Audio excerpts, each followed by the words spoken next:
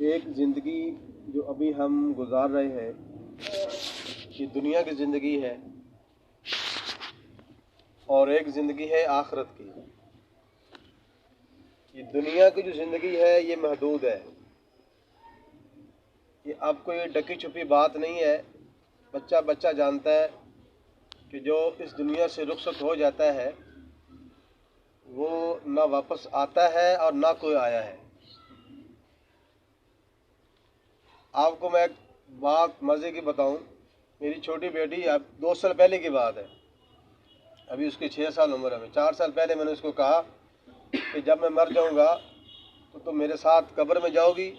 اس کا جواب یہ تھا کہ قبر میں تو مردے کو داخل کرتے ہیں، زندہ کو کون کرتا داخل۔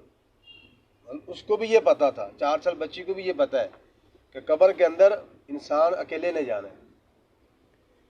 تو قبر کے جو حالات ہیں وہ اللہ کے نبی صلی اللہ علیہ وسلم نے بتا دیے ہیں۔ جب ہمارا یہ ایمان ہے، اللہ رب العالمین نے جو دین نازل کیا ہے وہ دین اللہ کے پیارے نبی محمد رسول اللہ صلی اللہ علیہ وسلم نے ہمیں وہ پہنچا دیا ہے، اور اس دین میں یہ بات شامل ہے کہ قبر کے اندر جو زندگی ہے وہ کیا حالات ہوں گے۔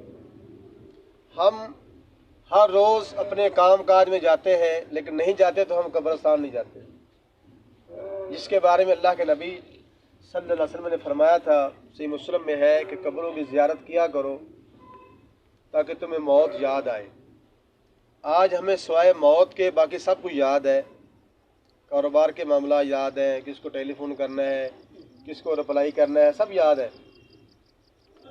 جو زندگی آگے آنے والی زندگی ہے اس کے لیے ہم کتنی تیاری کر رہے ہیں۔ یہ روزے جو گزر رہے ہیں، یہ دن گزر رہے ہیں، اور رمضان سے پہلے جو دن گزر رہے تھے موازنہ کریں اپنے سینے پر ہاتھ رکھ کے کہ ان دنوں کے اندر اور ان دنوں میں کوئی فرق ہے تو الحمدللہ کہیں، اور اگر فرق نہیں ہے، آپ ویسے کہ ویسے ڈگر پہ ہیں، کوئی نوافل کے اندر آپ بہتری نہیں لا رہے، تلاوت کے اندر آپ کی کوئی بہتری نہیں ہے، مسجد کے اندر آپ کو وقت نہیں دے رہے، صدقے خیرات نہیں آپ کر رہے، اذکار میں آپ کی کمی ہے، آپ اللہ کے نبی صلی اللہ علیہ وسلم درود نہیں بھیج رہے، تو آپ پھر وہی آپ کا تو رمضان شروع نہیں ہوا۔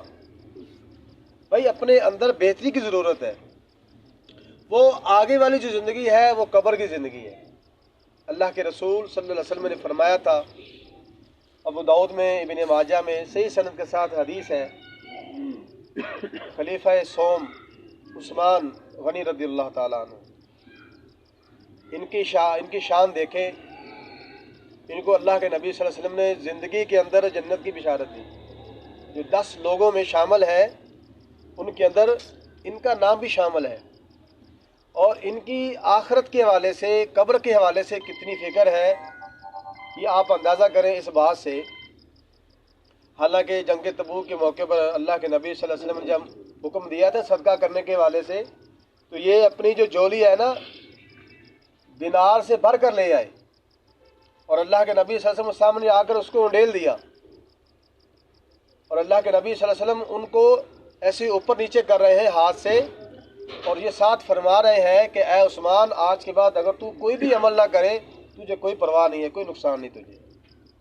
ان کی حالت دیکھیں،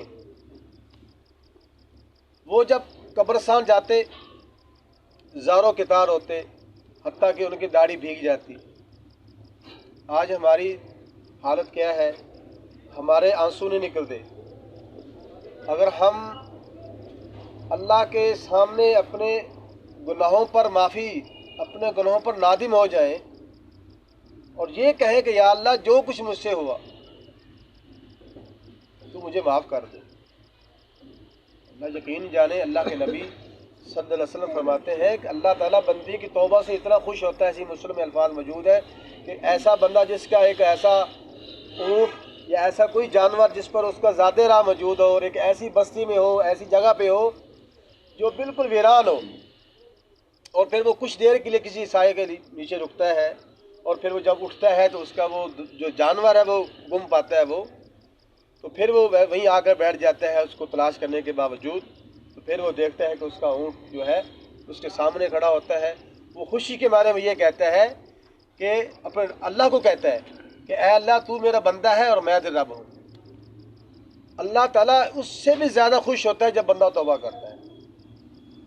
میرے بھائیوں، اللہ نے یہ جوانی دی ہے، اس جوانی کو یہ دنیا کے پیچھے نہ بگائیں۔ دنیا کو آج تک کوئی بندہ ٹاپ نہیں کر سکا، یہ بات یاد رکھیں۔ آپ کروڑ پتی ہیں تو آپ سے اوپر ارب پتی بھی ہوں گے۔ آپ کے پاس 10 گاڑیاں ہیں تو کوئی 20-50 گاڑی والے بھی ہیں۔ آپ کے پاس 20 پلاٹ ہیں تو کوئی اس سے بھی بڑے والے ہیں۔ دنیا کو حاصل نہیں کر سکے آج تک۔ تو اللہ کے پیارے نبی صلی اللہ علیہ وسلم کے یہ صحابی جب قبرستان جاتے تو زاروں کے تار ہوتے، داڑھی بھیگ جاتی۔ ان کے غلام نے پوچھا کہ آپ کے سامنے تو جنت اور جہنم کا تذکرہ کیا جاتا ہے، آپ اس وقت نہیں روتے؟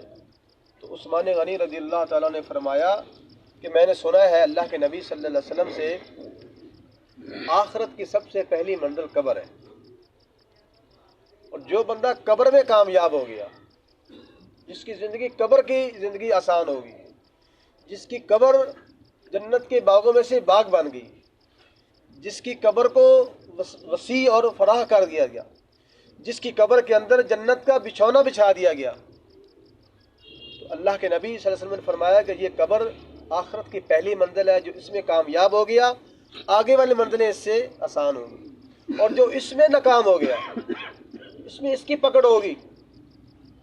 جس بندے کے لیے یہ قبر جہنم کے گڑھوں میں سے گڑھا بن گئی، اللہ نہ کرے، جس بندے کے لیے اس قبر کے اندر آگ کا بستر بچھا دیا جائے اور بچھو اور سانپ چھوڑ دیے جائیں، آپ اندازہ کریں، ہم تو ایک کمرے کے اندر ایک رات نہیں بسر کر سکتے، تنہا لائٹ بند کر کے آپ تنہا گزار کے دکھائیں مجھے۔ ایک بڑا کمرہ ہے، ساری سہولیات بھی ہوں، پھر بھی انسان وہاں نہیں رہ سکتا۔ تو میرے بھائیوں، ہماری سامنے یہ کوئی ڈکی چھپی بات نہیں ہے کہ بندہ کہے جی ایسے لوگوں کی اور کس سے کہانی ہے، نہیں، یہ حقیقت ہے کہ قبر کی زندگی آنے والی ہے۔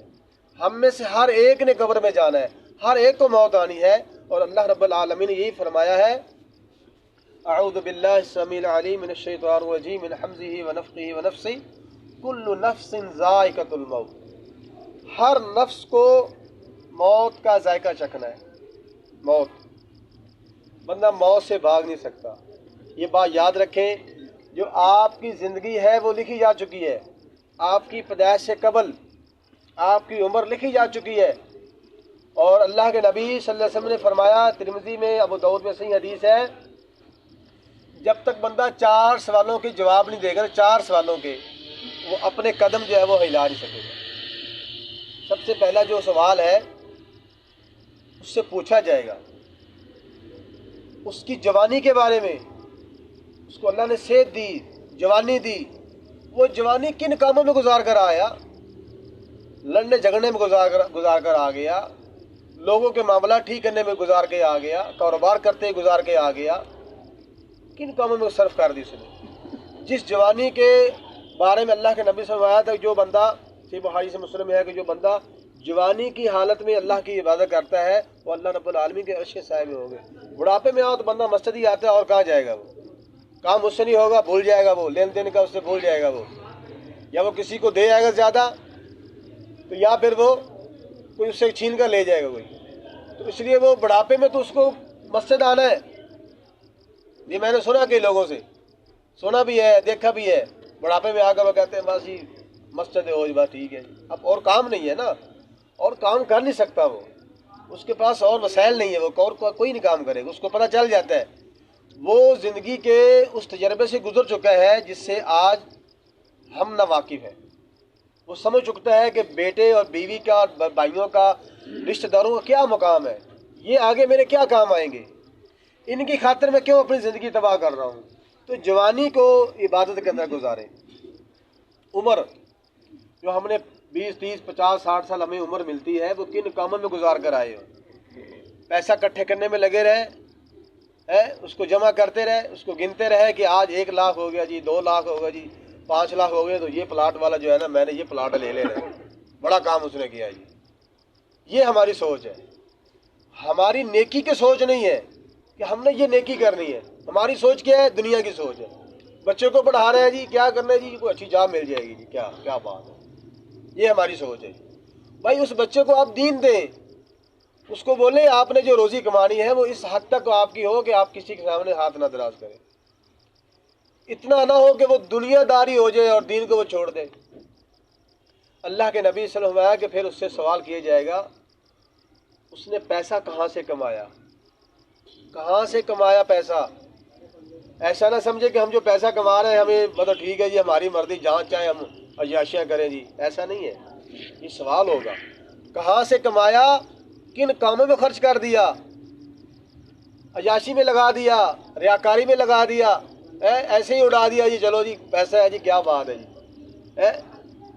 یہ بھی سوال ہوگا کہاں سے کمایا تھا، حلال تھا حرام تھا، سود کا تھا رشوت کا تھا، جھوٹ سے کمایا تھا، فرار دھوکہ تو نہیں کیا تھا، کسی کا حق تو نہیں چھین لیا تھا۔ آج ہم لوگوں کے حق چھین کر جھوٹ بول کر پیسہ کماتے ہیں اور پتہ نہیں وہ ہمارے نصیب میں آتا ہے یا نہیں آتا، کھائیں گے بعد والے حساب ہمیں دینا ہوگا۔ اتنا کمائیں جتنا آپ حساب دے سکتے ہیں۔ پھر انسان سے پوچھا جائے گا علم کے بارے میں، علم کتنا حاصل کیا اور اس کے مطابق عمل کتنا تھا۔ یہ ہم سب کے علم فکریہ ہے کہ آج ہم میں سے ہر بندہ اس کے پاس کچھ نہ کچھ ضرور علم ہے۔ جماعت المسلمین کے آنے کے بعد اس کو بہت کچھ چیزیں ملی ہیں۔ یہ جماعت المسلمین بتاتی ہے لوگوں کو، جماعت المسلمین کی یہی دعوت ہے کہ میرے بھائیوں اللہ کی کتاب کو پکڑ لو، اللہ کے نبی صلی اللہ علیہ وسلم کے فرمان کو پکڑ لو، کامیاب ہو جاؤ گے۔ آج ہم دیکھتے ہیں لوگ فرقوں کے اندر بٹے ہوئے ہیں، کوئی کہتا ہے جی ادھر آؤ جی، کوئی ادھر آؤ جی۔ آپ دیکھیں یہاں پر ابھی افطاری کے وقت میں دیکھیں اللہ کے نبی صلی اللہ علیہ وسلم کی جو سنت ہے کہ افطار میں جلدی کرو، لیکن لوگ تاخیر کرتے ہیں، احتیاط کرتے ہیں جی ہاں جی احتیاط کیا ہے، پورا دن روزہ رکھا ہے جی کہیں ضائع نہ ہو جائے۔ کہ اللہ کے نبی صلی اللہ علیہ وسلم کے فرمان میں کوئی شک ہے ہمیں؟ جب نبی صلی اللہ علیہ وسلم نے فرما دیا کہ جب ادھر سے رات آ جائے اور دن چھپ جائے تو روزے کا افطار کا ٹائم ہے، اذان کے ساتھ اس کا تعلق ہی نہیں ہے، اس کا غروب کے ساتھ تعلق ہے کہ غروب ہو گیا افطار کا وقت ہو گیا۔ ایسے آپ دیکھیں لوگوں کے نمازوں کے اندر کتنا فرق ہے، ایسے آپ دیکھیں لوگوں کے سارے اعمال کے اندر کتنا فرق ہے۔ سحری کے آپ 10 منٹ پہلے بند کر دیں گے، ٹھیک ہے۔ تو ایسی کئی چیزیں ہیں جو اللہ کے نبی صلی اللہ علیہ وسلم کی سنت سے ہٹ کر ہے، اور جب سنت سے ہٹ کر ہوں گے تو وہ عمل اللہ کے یہاں قبول نہیں ہے۔ ایسا عمل اللہ کے یہاں قبول نہیں ہے کہ جس پر اللہ کے نبی صلی اللہ علیہ وسلم کی مہر نہیں ہے، آپ کو حکم ہی نہیں ہے اس میں۔